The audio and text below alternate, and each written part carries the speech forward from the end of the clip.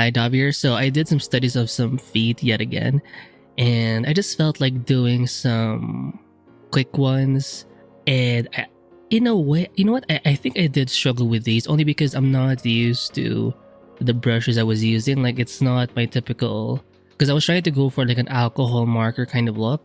I think I did succeed with the first one, but it to me, if it takes more work, like if it's stressing me out even a little bit, um, I'm less likely to do it.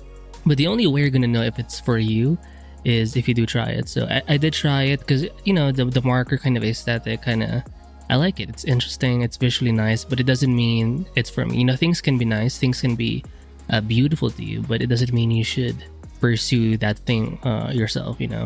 There's a lesson there, right? You can apply the concept to anything or anyone. And you know what? There's also a thing here with the was it this not the last sketch? I think it's the second sketch. I did not like it. It's just like a side profile thing with the foot. I don't think I was successful in that. It's okay, like it's functional, like it's there, it exists, so I can give myself like 1 point. But when doing these like sketches or studies, I want to be able to take away something, even if I don't take away something, because sometimes you kind of go blank, like you just end up in the zone and you just draw, sketch, paint for the sake of it.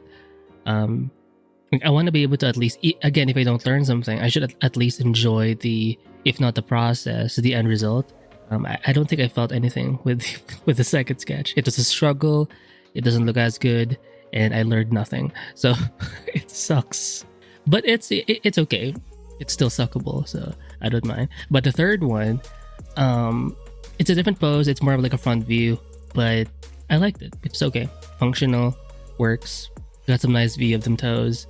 I really wish I was able to fill up more like pages. For example, if you have like a full blank canvas, like I want to be able to draw a sketch to a point where I can fill the whole blank canvas up. Because there's this artist, there's this YouTuber, they stream a lot on YouTube, EO58 or 58MW.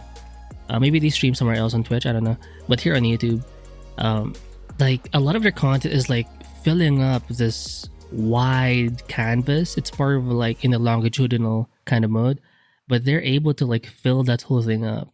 And what's even more impressive is you can see them fill that up, that whole page, in like hours. They may not finish it in one go, but they stream a lot for like 8 hours, 10 hours, 11 hours, 5 hours. Like they're so freaking crazy, in my opinion.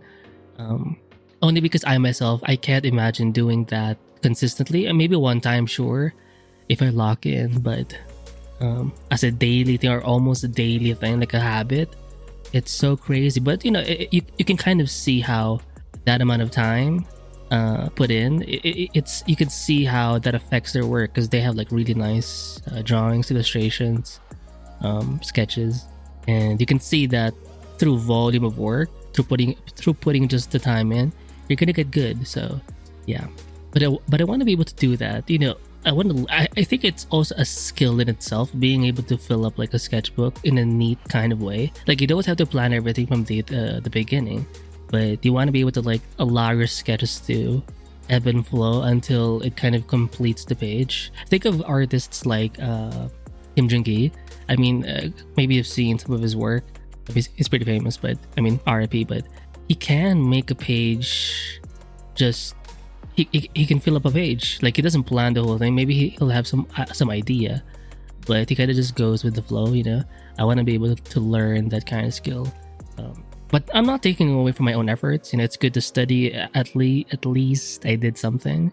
I mean, compare that to other folks who did nothing because they procrastinated or they decided not to make time. All of these reasons or excuses, really. But obviously, things happen. I'm not going to be extra judgy because I myself, as much as I want to be consistent every day, I do miss some days. I do skip, some intentional, mostly unintentional, and I feel kind of bad when that happens. But you can't quit when you have like times like these where you drop off. You have to get back in. And I think it's a way, like every failure, every like missed opportunity is sort of like a test in itself. Like Will this be the time where you just let things go and quit? Or are you going to use this failure, this missed opportunity to are you gonna let this serve as some kind of reminder for you to jump back in? So it's really more about a story, like where are you gonna go? Are you going to go to path A, path B? You know, it's gonna change. Like it's a breaking point. How do you say it? Like it splits into two. Like your story can split. It splits. You can either go in this path or the other path. So it's kind of how I see it, and obviously I choose to go back in and try again. So that's it for my feet sort of studies here. I did enjoy them because here's the thing: even if you don't create the work you like, or even if you're frustrated with the process of sketching, of studying, of creating art, if it's focused on the subject you like, in this case feet, it's gonna be a lot more bearable. You know, so I do recommend focusing on subjects you actually, legitimately, genuinely, emotionally, spiritually, physically like. But that's it, and I'll see you with the next episode. Bye. Come in.